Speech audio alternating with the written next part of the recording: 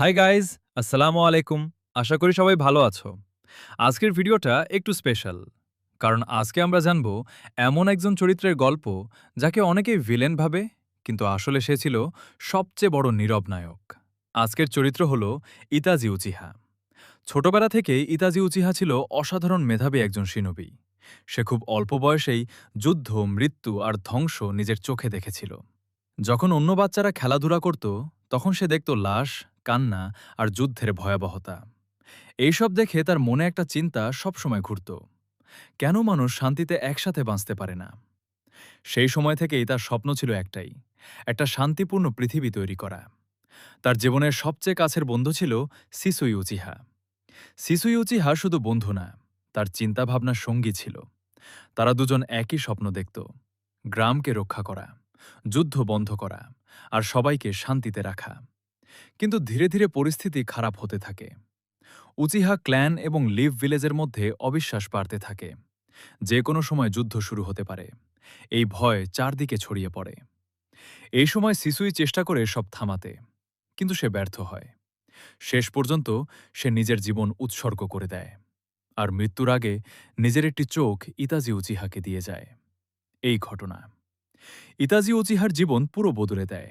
সে বুঝে যায় শান্তি আনা কতটা কঠিন এবং কতটা কষ্টের। এরপর তার জীবনের সবচেয়ে গুরুত্বপূর্ণ মানুষ ছিল তার ছোট ভাই সাচকে উচিহা। সাচকে উচিহা ছিল তার সবকিছু। সে ছোট ভাইকে নিজের থেকেও বেশি ভালোবাসত। সাচকে উচিহা সবসময় তার বড় ভাইকে আইডল মানত। সে চাইত বড় ভাইয়ের মতো শক্তিশালী হতে। কিন্তু ইতাজি উচিহা কখনোই চাইত না তার ভাই এই অন্ধকার সত্যের মধ্যে জড়াক। ধীরে ধীরে পরিস্থিতি আরও ভয়ঙ্কর হয়ে ওঠে।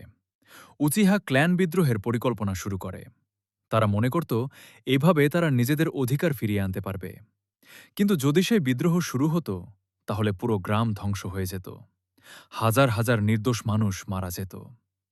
তখন ইতাজের সামনে আসে জীবনের সবচেয়ে কঠিন সিদ্ধান্ত: নিজের পরিবার, নিজের ক্ল্যান, নাকি পুরো গ্রামের শান্তি। অনেক কষ্ট, কান্না আর মানসিক যন্ত্রণার পর ইতাজি উচিহা একটি ভয়ঙ্কর সিদ্ধান্ত নেয়। সে নিজের পুরো ক্ল্যানকে শেষ করে দেয়, শুধুমাত্র গ্রামের শান্তির জন্য। এই সিদ্ধান্তের পর সে সবার চোখে বিশ্বাসঘাতক হয়ে যায়। সবাই তাকে ঘৃণা করতে শুরু করে। এমনকি তার সবচেয়ে প্রিয় ছোট ভাই সাজকে উচিহাও তাকে ঘৃণা করতে থাকে। কিন্তু সত্যিটা ছিল সম্পূর্ণ ভিন্ন। ইতাজি উচিহা কোনো ভিলেন ছিল না। সে ছিল একজন নীরব নায়ক, যে নিজের নাম, সম্মান, পরিবার সবকিছু হারিয়ে শুধু শান্তির জন্য সব দোষ নিজের কাঁধে নিয়েছিল। সে চেয়েছিল সাজকে উচিহা বেঁচে থাকুক, শক্তিশালী হোক, আর একদিন সত্যিটা জানতে পারুক।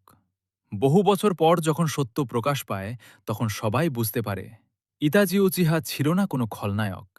সে ছিল সবচেয়ে বড় ত্যাগী ভাই, একজন সত্যিকারের নায়ক।